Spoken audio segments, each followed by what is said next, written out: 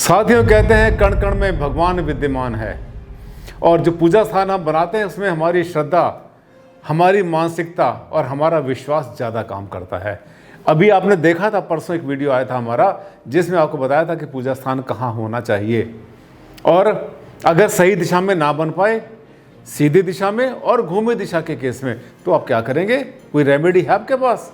जी हाँ, आपके पास एक नहीं बहुत रेमेडी हैं। बिल्कुल खर्चा नहीं करना, तोड़ फोड़ नहीं करनी, बिगाड़ना नहीं, अंधविश्वास पैदा नहीं करना अपने। हींग लगे ना फिटकरी, आगे मीठा चौगना हो। देखिए इस वीडियो पर आखिर तक। पूजा स्थान अगर बन जाए गलत दिशा में, कहीं भी बन जाए, तो कैसे ठीक करेंगे इसको? एक अद्भुत रेमेडी। डॉक्टर आनंद भारद्वाज, वास्तुशास्त्र के एनसाइक्लोपीडिया। नमस्कार साथियों, बहुत बहुत हार्दिक अभिनंदन, हार्दिक स्वागत आप सबका आपके चैनल पर। आज हम बात कर रहे हैं रेमेडी के बारे में। अभी पिछली आपने देखी थी वीडियो, 2 दिन पहले आई थी वीडियो, जिसमें हमने आपको बताया था कि पूजा स्थान कहाँ कहाँ बनाना चाहिए। सीधी दिशा में भी, घूमी दिशा का भी बताया था, क्योंकि घूमी दिशा के बारे में आपको ज़्यादा उल्लेख नहीं मिलता। मेरी वीडियो भरी पड़ी हैं घूमी दिशा के बारे में। कितना डिग्री आपका मकान घूमता है, मैंने आपसे कहा था 11 डिग्री प्लस माइनस में अंतर नहीं पड़ता। यस, आइए चलते हैं। ये देखिए आज का टॉपिक जबरदस्त। गलत दिशा में बन जाए मंदिर तो क्या है रेमेडी? सीधी दिशा सीधी हो या हो दिशा घूमी हुई। अच्छा एक बात बताएं आपको, हम याद आ गया हम क्या करते हैं ना, अपने पर दोष कभी नहीं लेते, दूसरे पर दोष कर देते हैं। कहते दिशा घूमी हुई है।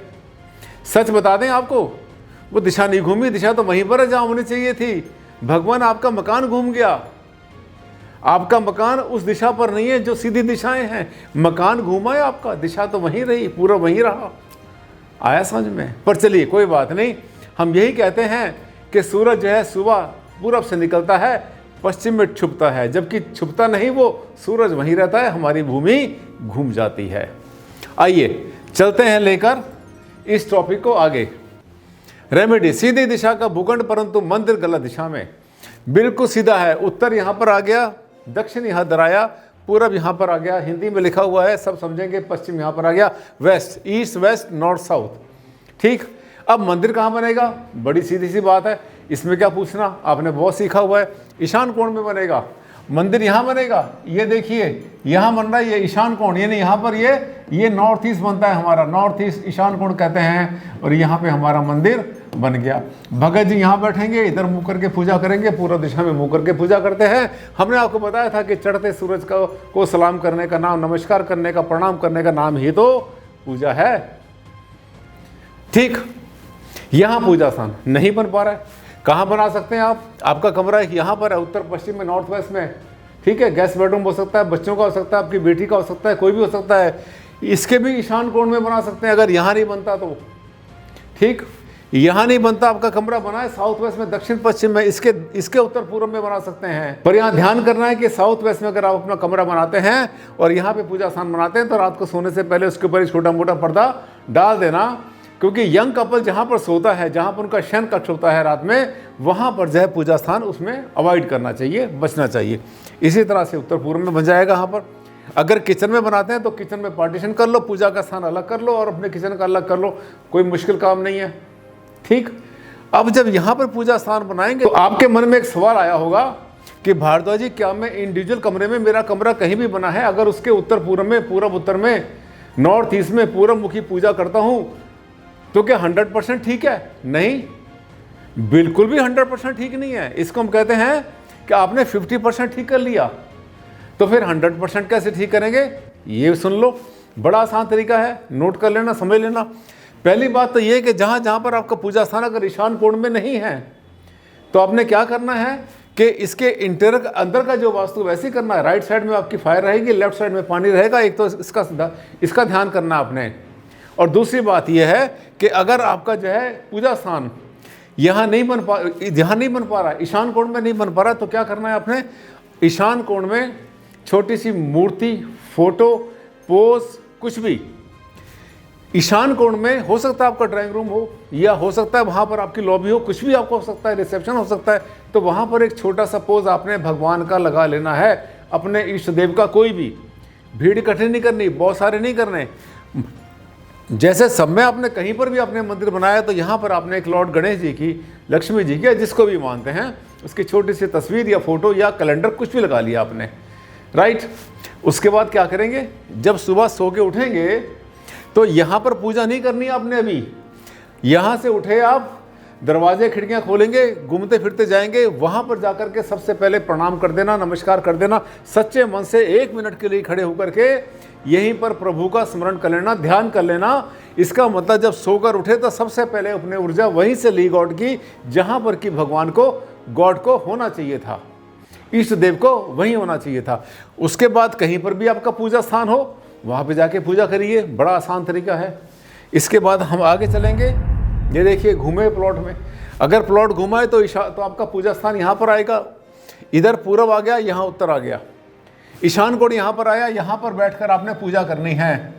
सबसे बढ़िया। नहीं बन पाएगा, थोड़ा बहुत राइट करो, थोड़ा सा लेफ्ट करो, कोई समस्या नहीं है। नहीं तो इंडिविजुअल हर कमरे के भी आप ईशान कोण में पूजा स्थान बना सकते हैं। अगर साउथ वेस्ट में आपका कमरा बना है और वहाँ पर जो है यंग कपल्स होता है तो उसके कमरे में भी पूजा स्थान को अवॉइड करते हैं, क्योंकि हर जितने भी लॉर्ड्स हैं, जितने भी गॉड हैं, वहाँ पर पूजा स्थान बनाना उस कमरे में शयन कक्ष में पति पत्नी के ठीक नहीं होता। हाँ, लॉर्ड किशन रख सकते हैं वहाँ पे।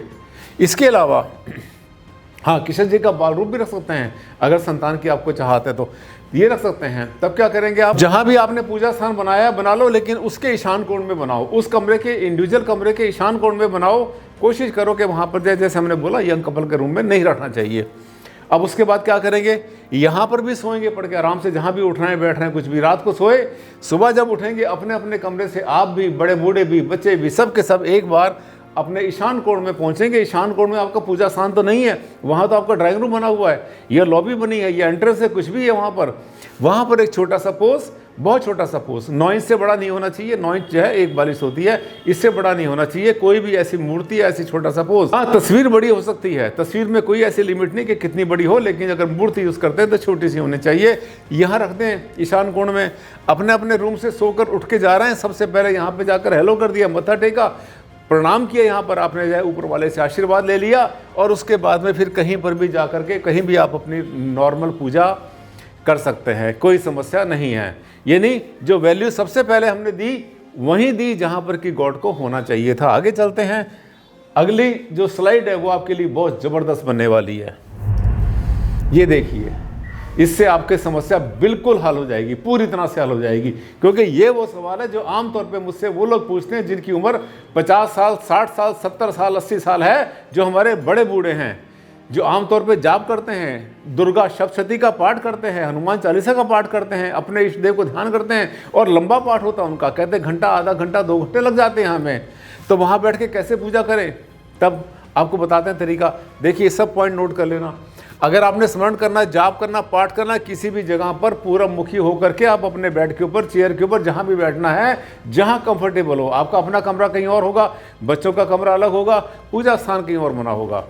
तो आपने क्या किया, वहाँ पर आपने जो है पूजा स्थान के सामने आपने जो है वहाँ पर मत्था टेका, जो करते हैं पूजा छोटी मोटी वो करी आपने, और करने के बाद में फिर अपने कमरे में चले गए। वहाँ पर जा करके फिर आप क्या करेंगे, आराम से पूजा करो, वहाँ पाठ करो, स्मरण करो, कुछ भी करो, क्योंकि लंबा टाइम लगेगा। सब क्यों डिस्टर्ब हूँ आपके लिए। वहाँ भी जब बैठेंगे पूरब में मुँह करके बैठना है, ध्यान कर लेना। ज़मीन पर आसन बिछाकर पूजा करें। जब भी बैठते हैं पूजा करने के लिए, अगर ज़मीन पर बैठते हैं तो हमेशा आसन बिछा लें, बिल्कुल सीधा ज़मीन के ऊपर ऐसे बैठना अच्छा नहीं होता। आमतौर पे कोई भी जैसे ब्लैंकेट होता है या और चीज़ें होती हैं, हमने देखा पुराने समय जो है मृगशाला यूज़ किया करते थे, पुराने जो तपस्वी हुआ करते थे, ऋषि मुनि हुआ करते थे। बैठने में हो दिक्कत तो लकड़ी की चौकी, पीढ़ा या कुर्सी। आमतौर पे क्या होता है, जैसे जैसे एज बढ़ती है, आजकल जो है खान पीन ऐसा, लाइफस्टाइल हमारा ऐसा है कि घुटनों की समस्या आमतौर पे शुरू हो जाती है, बैठना उठना, कमर की समस्या, यहाँ की समस्या, बहुत सारी समस्याएं समय के साथ साथ चलती रहती हैं। तब ऐसे में क्या करना है, अब मजबूर नहीं हो जाना कि बैठना ही आपको, पहले तो बैठने में मुसीबत, और बैठ गए तो उसके बाद उठने में मुसीबत। ये नहीं करना, अपनी बोन्स को, अपनी हड्डियों को, डॉक्टर की सलाह को आपने ये नहीं करना आपने कि उसको अवॉइड कर देना, नहीं। आप जैसे बैठ सकते हैं वैसे बैठिए, जितनी हाइट आपके लिए कंफर्टेबल वहाँ बैठिए। पहले पीढ़ा हुआ करता था, बांध से बना होता था और लकड़ी का पीढ़ा हुआ करता था, एक चौकी हुआ करती थी, तख्ती हुआ करती बैठने के लिए, एक उसके ऊपर बैठ के कर सकते हैं आसानी से, कोई समस्या उसमें नहीं है, कोई इसमें अभिशाप नहीं मिलता। भगवान तो हर हालत में खुश है, ठीक है। आपके मन में श्रद्धा होनी चाहिए बस। इसके बाद इसके ऊपर बैठ के कर सकता है, ये सब ठीक है। लेकिन ध्यान कर लेना, ये जो पॉइंट नंबर 4 है ये आपके लिए जानना बहुत ज़्यादा ज़रूरी है। अगर आपने ये नहीं जाना तो जो पूजा कर रहे हैं, पाठ कर रहे हैं, आप जो स्पिरिचुअल एक्टिविटी कर रहे हैं जिसमें कि आप पॉजिटिविटी, पॉजिटिव एनर्जी, सकारात्मक ऊर्जा अपने ऊपर ले रहे हैं, हो सकता है वो आपको वो ना मिले जिसकी आपने उम्मीद की। किससे बचना आपने? नो प्लास्टिक, प्लास्टिक की चेयर, प्लास्टिक की कुर्सी, प्लास्टिक का पीड़ा, कोई भी चीज़ प्लास्टिक की अवॉइड करनी चाहिए, क्योंकि उसके ऊपर जो है इलेक्ट्रोस्टैटिक चार्ज बहुत जल्दी बनता है। और दूसरी बात, वैसे भी जो मटेरियल होता है वो टॉक्सिक होता है।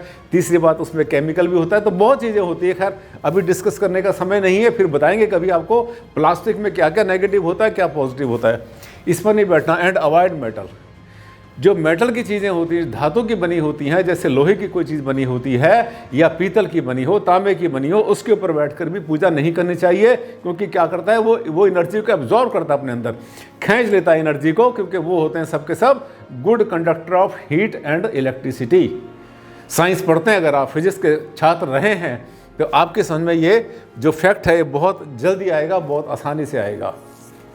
मुझे लगता है छोटे से वीडियो मैंने आंखें खोल दी, आपको सब बता दिया जो आपके मन में घूम रहा था। बहुत दिन से परेशान हो रहे थे, सोच रहे थे कि ये ठीक या वो ठीक। ऐसे होते हैं मेरे वीडियो। पहली बार आए थे क्या? ओके, पहली बार आए थे तो आप ऐसा करो, इस चैनल को सबसे पहले करो सब्सक्राइब। ज़िंदगी में काम आने वाला चैनल है ये। इसमें कोई अंधविश्वास, कोई ऐसी वैसी चीज़ें नहीं होती जिसमें कि आपको वहम पैदा होता हो। आपको सही रास्ते पर लाते हैं, आपको बताते हैं फैक्ट। और हाँ, एक बात और ध्यान करना, I always try to explain each and every Vastu tenet with the help of science, that is physics, chemistry, biology and geography. Science से जोड़ दिया तो हो गया ना साइंटिफिक, और उसके पीछे ऑथेंटिसिटी अपने आप चली आती है खिंची हुई। साथियों, आज के लिए बस इतना ही। जल्द मुलाकात करेंगे। मुझे पता आपको बहुत अच्छा लगा वीडियो। अच्छा लगा तो एक बार लाइक कर देना, सोशल मीडिया पर शेयर करना मत भूलना। जल्द मुलाकात करते हैं, नया टॉपिक लेकर आऊंगा। तब तक के लिए दें आप मुझे इजाज़त। नमस्कार।